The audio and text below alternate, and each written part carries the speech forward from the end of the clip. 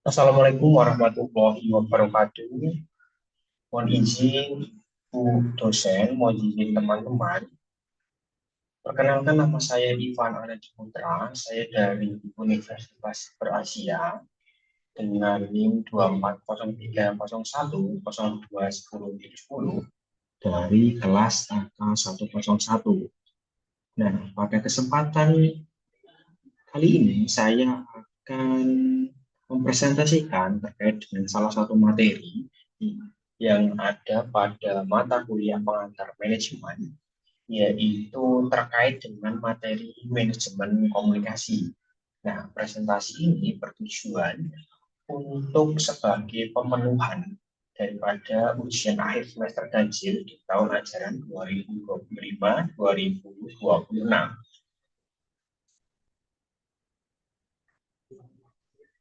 Pada materi manajemen komunikasi, eh, saya akan membahas eh, beberapa materi yang akan saya sajikan, yaitu yang pertama terkait dengan pengertian manajemen komunikasi. Nah, kemudian yang kedua yaitu tujuan manajemen komunikasi, yang ketiga yaitu komponen komunikasi, yang keempat proses komunikasi, kemudian yang kelima jenis komunikasi dalam organisasi.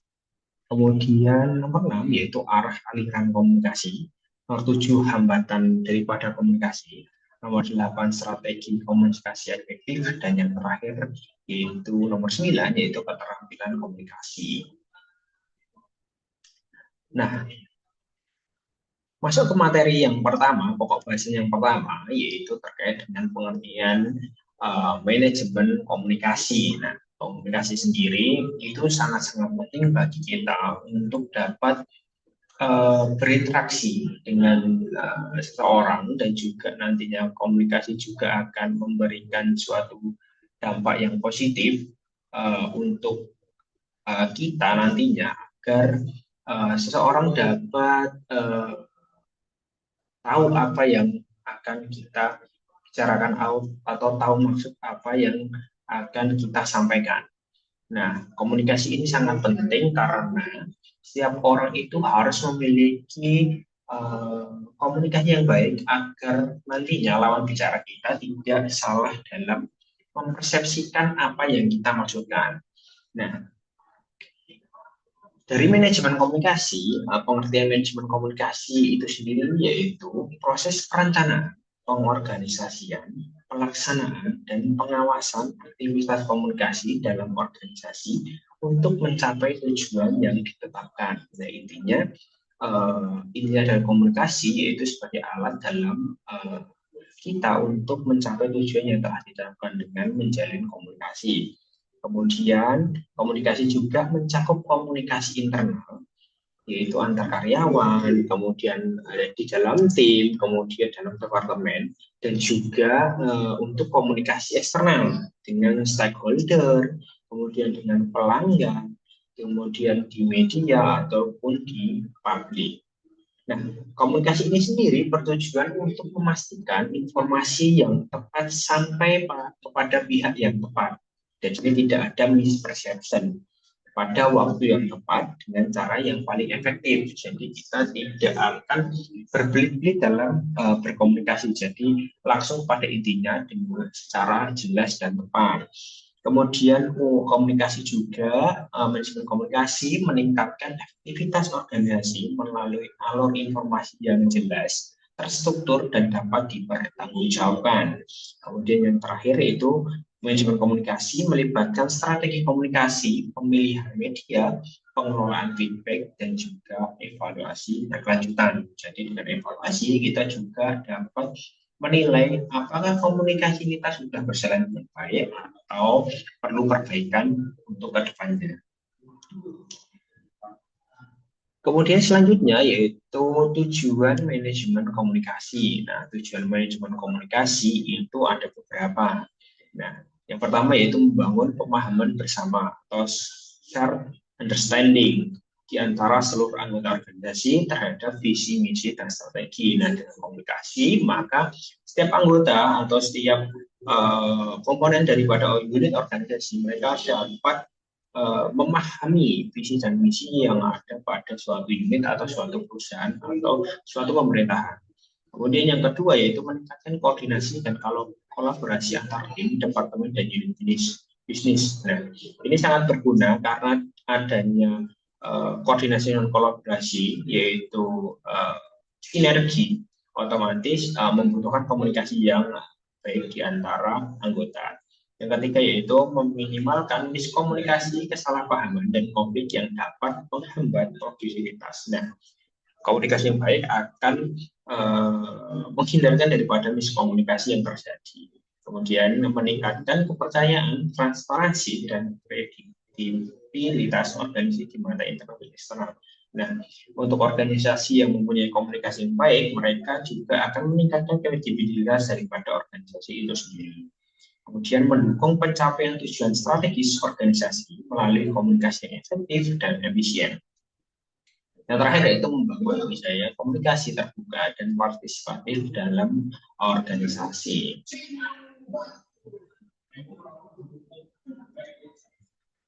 Kemudian selanjutnya yaitu komponen komunikasi. Nah, ada beberapa komponen yang terlibat dalam komunikasi, yaitu yang pertama yaitu pengirim atau sender. Nah, sender atau pengirim ini adalah pihak yang menginisiasi dalam menyampaikan pesan, misalnya kita sendiri atau orang lain menyampaikan pesan kepada kita. Kemudian yang kedua, pesan atau message atau informasi, ide dan data yang akan disampaikan dari pengirim kepada penerima. Kemudian yang ketiga yaitu encoding, yaitu proses mengubah ide menjadi simbol atau kata-kata, biasanya untuk memperjelas informasi. Yang keempat yaitu media atau saluran, alat atau cara penyampaian. Ini bisa lisan, bisa tulisan, atau bisa digital seperti yang kita lakukan baik itu di media sosial ataupun media cetak. Nah, kemudian yang selanjutnya yaitu penerima atau receiver, ya. Pihak yang menerima atau menafsirkan pesan. Nah, ini bisa individu atau bisa banyak orang. Nah, kemudian di coding yaitu proses mentafsirkan simbol menjadi mana. Kemudian umpan balik atau feedback yaitu respon dari penerima kepada pengirim. Mereka memahami, mereka memberikan feedback dari apa yang mungkin kita tanyakan atau kita sampaikan. Nah, kemudian yang terakhir yaitu konteks atau noise, yaitu situasi komunikasi dan hambatan yang mungkin terjadi. Nah, dari komunikasi itu ada juga hambatan yang akan terjadi. Kalau misalkan yang menyebabkan nantinya miskomunikasi atau persepsi ganda. Nah, kemudian untuk selanjutnya yaitu proses daripada komunikasi. Nah, proses daripada komunikasi itu sendiri terbagi menjadi 6, yaitu yang pertama identifikasi tujuan atau tentukan apa yang ingin dicapai. Kemudian yang kedua yaitu analisis audiensi, pahami karakteristik penerima. Apakah penerima ini dapat disampaikan dengan komunikasi yang sederhana atau komunikasi yang lebih kompleks. Kemudian yang ketiga yaitu penyusunan pesan, buat pesan yang jelas dan relevan. Kemudian yang keempat yaitu pemilihan media, pilih saluran yang tepat. Nah, kalau misalkan kita akan menyampaikan informasi secara menyeluruh, otomatis kita dapat menggunakan media sosial atau apa yang atau media cetak yang dipahami oleh banyak orang atau tersampaikan oleh beberapa orang. Kemudian penyampaian komunikasi dengan efektif. Nah, kemudian yang terakhir yaitu evaluasi feedback, terima dan tindak lanjuti daripada respon penerima atau receiver daripada penerima komunikasi.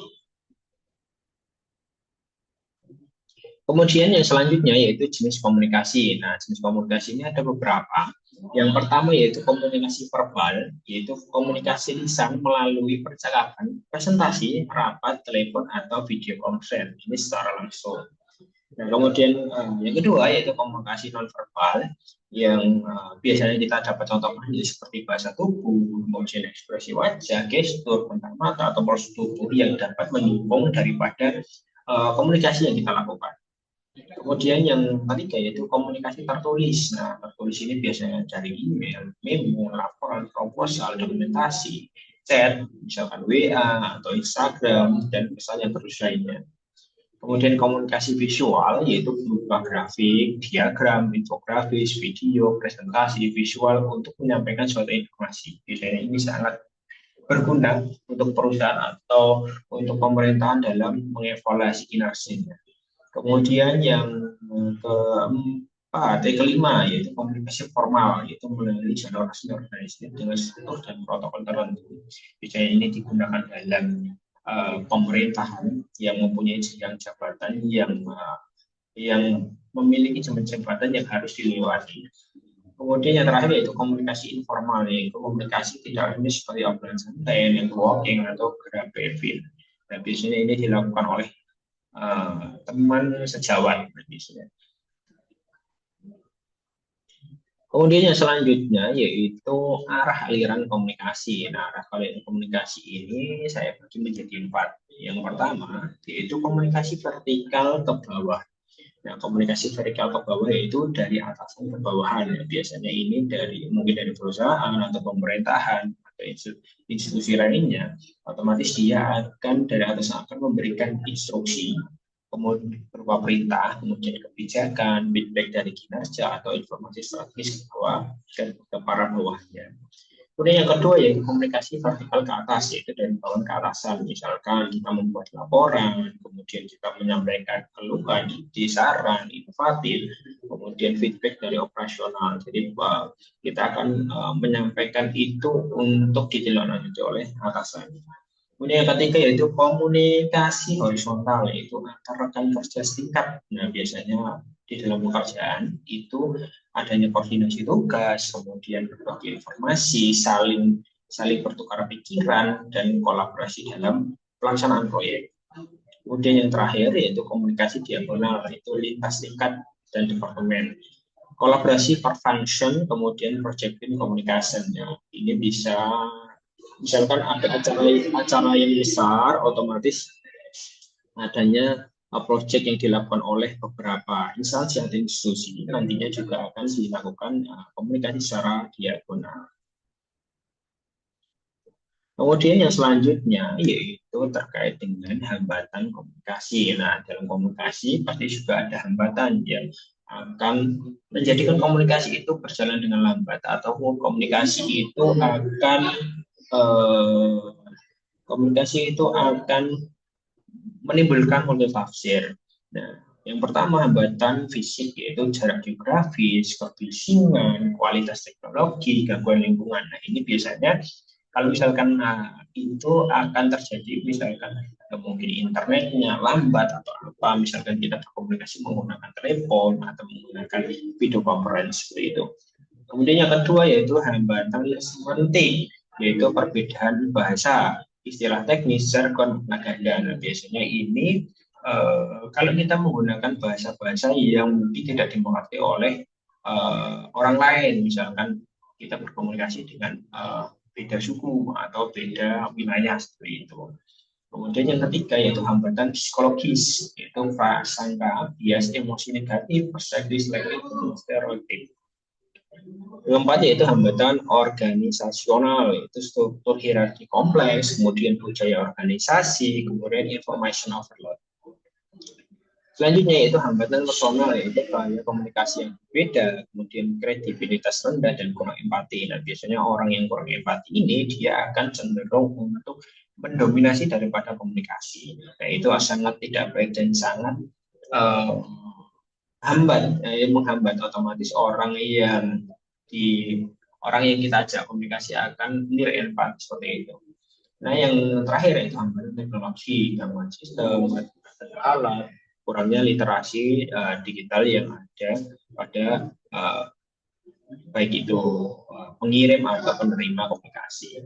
Nah, kemudian dari komunikasi juga kita dapat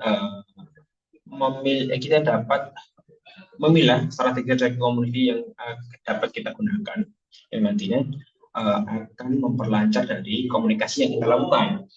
Yang pertama yaitu gunakan bahasa yang jelas, sederhana, dan mudah dipahami sesuai dengan tingkat pemahaman audiens dan tidak berbelit-belit. Yang kedua yaitu praktikkan mendengar aktif, kita mendengar dulu, kemudian berikan perhatian penuh, tunjukkan empati dan berikan feedback. Nah, orang yang kita dengarkan penuh, otomatis dia akan senang untuk berkomunikasi dengan kita. Yang ketiga yaitu sesuaikan gaya komunikasi dengan karakter penerima pesan. Nah, biasanya kita juga melihat dari orang yang akan kita ajak komunikasi, ini orangnya seperti apa. Nah, otomatis kita akan menggunakan gaya komunikasi yang seperti apa. Apakah santai, apakah menghormati mereka atau yang lainnya. Selanjutnya yaitu memanfaatkan komunikasi multi-channel, yaitu kombinasi berbagai media untuk memperkuat pesan. Selanjutnya yaitu berikan feedback yang konstruktif, spesifik, dan tepat waktu untuk mendorong perbaikan. Nah, perbaikan akan dilakukan untuk komunikasi yang lebih baik ke depannya.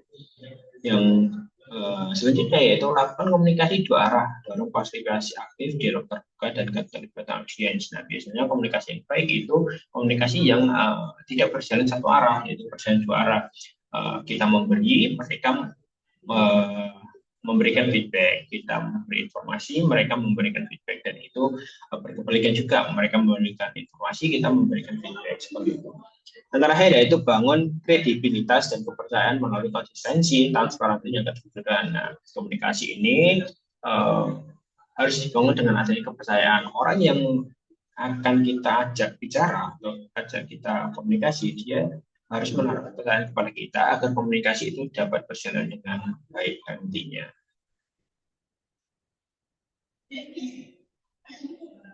Nah, yang terakhir yaitu keterampilan dalam komunikasi. Nah, keterampilan dalam komunikasi ini ada 4, yaitu yang pertama active listening, mendengarkan dengan fokus penuh, memahami konteks, menanggapi emosi, dan memberikan respon yang relevan. Nah, ini biasanya dari komunikasi kita akan mendengarkan dulu apa yang disampaikan dengan penuh empati. Kemudian yang kedua yaitu cerita atau concisiveness, yaitu menyampaikan pesan dengan jelas, ringkas, to the point, menghindari ambiguitas dan informasi berlebihan. Nah, biasanya kita akan cenderung untuk menyampaikan komunikasi yang baik dan juga jelas, tepat, tidak berbelit-belit. Yang ketiga yaitu empati atau emotional intelligence. Nah, ini harus dimiliki oleh setiap orang yang akan melakukan komunikasi, yaitu memahami perasaan orang lain, menunjukkan kepedulian, dan merespon dengan sensitivitas. Jadi kita tidak akan mendominasi komunikasi, jadi orang lain yang kita ajak komunikasi akan dengan nyaman untuk berkomunikasi dengan kita. Nah, yang terakhir yaitu assertiveness, yaitu menyampaikan pendapat dengan tegas, namun sopan, menghormati hak orang lain, dan berani berpendapat. Nah, kebanyakan orang berkomunikasi itu menggunakan, kalau dia akan mendebat suatu pendapat, dia akan seringkali menggunakan emosi. Nah, ini kalau bisa ini harus kita minimalisir atau kita hilangkan, agar nantinya dalam komunikasi juga kita menaruh hormat kepada orang yang kita ajak komunikasi.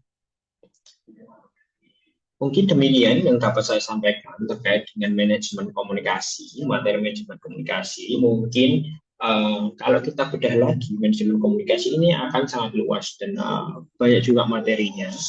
Dan mungkin setelah ini saya sangat membuka diskusi, kritikan, atau masukan baik dari teman-teman, nantinya juga dapat memberikan insight terkait dengan manajemen komunikasi. Demikian yang dapat saya sampaikan, kurang lebihnya saya mohon maaf. Wassalamualaikum warahmatullahi wabarakatuh.